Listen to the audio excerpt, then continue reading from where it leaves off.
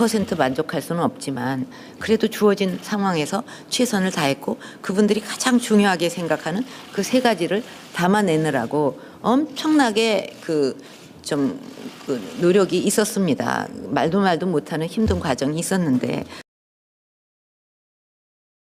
그러니까 한 분이라도 더 생존해 계실 때 이 사과도 받고 마음의 한을 풀어야 되지 않겠느냐. 그래서 그분들의 명예와 존엄을 회복시켜야 드려야 된다 하는 그런 어떤 그 절박한 그런 다급하고 절박한 그런 심정으로 상처가 아물면서 이렇게 좀 뭔가 마음의 그 치유가 돼가는 과정에서 또 뵐 기회도 있게 되지 않을까 그렇게 생각을 합니다.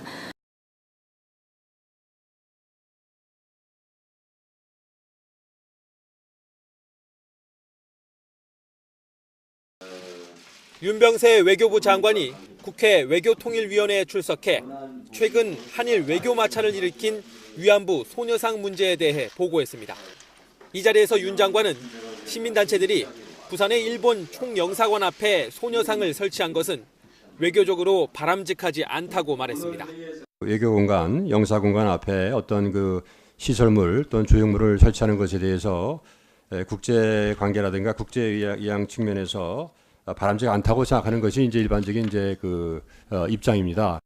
윤 장관은 이어 정부는 소녀상 설치를 반대하는 것이 아니라면서 다만 장소 문제에 대해선 지혜를 모을 필요가 있다고 덧붙였습니다.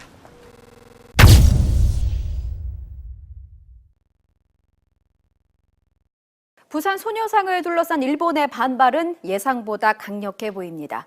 특히 한일 통화수화부 협상 중단 선언은 의외라는 시각이 많은데요. 배경은 무엇인지 황보연 기자가 분석해봤습니다. 나라와 나라 사이 국교를 끊는 일 이외 가장 강력한 외교 수단이 바로 대사를 본국으로 소환하는 일입니다. 부산 일본 총영사관 앞 소녀상 설치에 반발한 일본 정부가 바로 이 조치를 취한 겁니다. 今回このような措置をですね、取らざるを得なかったというのは極めて残念ではありますけれども、そこはお互いに国と国として、約束したことは実行してほしい、そういう強い思いであります。 가장 최근 주한 일본 대사가 소환된 건 지난 2012년 8월. 당시 이명박 대통령의 독도 방문 계획이 알려졌을 때였습니다. 일본 정부가 이번 소녀상 문제를 영토 문제만큼이나 중요하고 민감하게 생각하고 있다는 얘기입니다.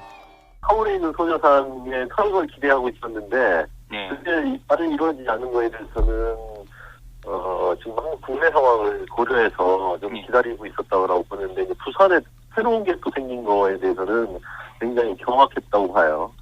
대사 소환이 외교적 항의 표시였다면 한일 통화수화부 협정 중단 선언은 현실적인 압박의 성격이 강합니다. 외교적 관례를 깼다는 비난을 감수하면서까지 정치적 문제를 경제 현안에 연결시킨 겁니다. 내심 예전처럼 말로만 하지는 않겠다는 의지가 담겨 있습니다.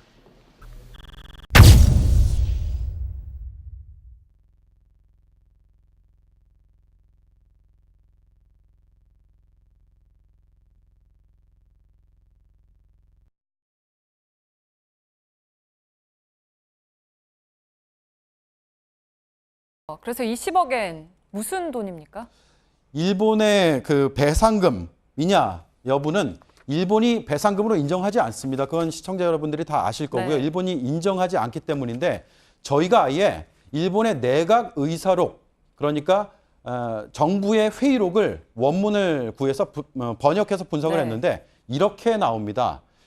거출금 약 10억엔을 일반 회계 예비비에서 사용하는 것이다 라는 문구인데 저 거출금 이게 문제입니다. 법적인 용어로 거출금은 납부금, 부담금, 출자금 이런 개념이죠. 네, 뭐 납부금, 출자금은 배상금이 아닌 게 명백하고 그러면은 치유금으로 보면 문제가 없는 겁니까? 그러니까 일본은 아예 이 배상으로 생각을 안 하고 있다는 게 네. 명확히 드러나는 건데 우리는 지금 애매한 치유금으로 쓰고 있지 않습니까? 그런데 이 치유금 역시도 법적인 법률 용어가 아닙니다.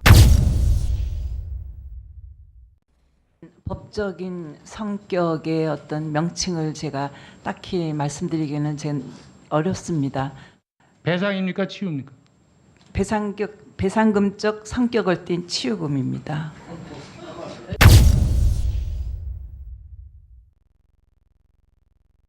이번 합의는 원래 목적이 배상이었습니다. 그런데 배상을 이끌어내지 못했습니다. 그래서 지금 치유금이라는 용어가 등장한 건데 말씀드린 대로 법으로 뒷받침이 안 되는 개념이고요. 결론은 광복 이후에 지금까지 일본의 법적 책임을 묻는 배상은 해결되지 않은 채 남아 있습니다. 네.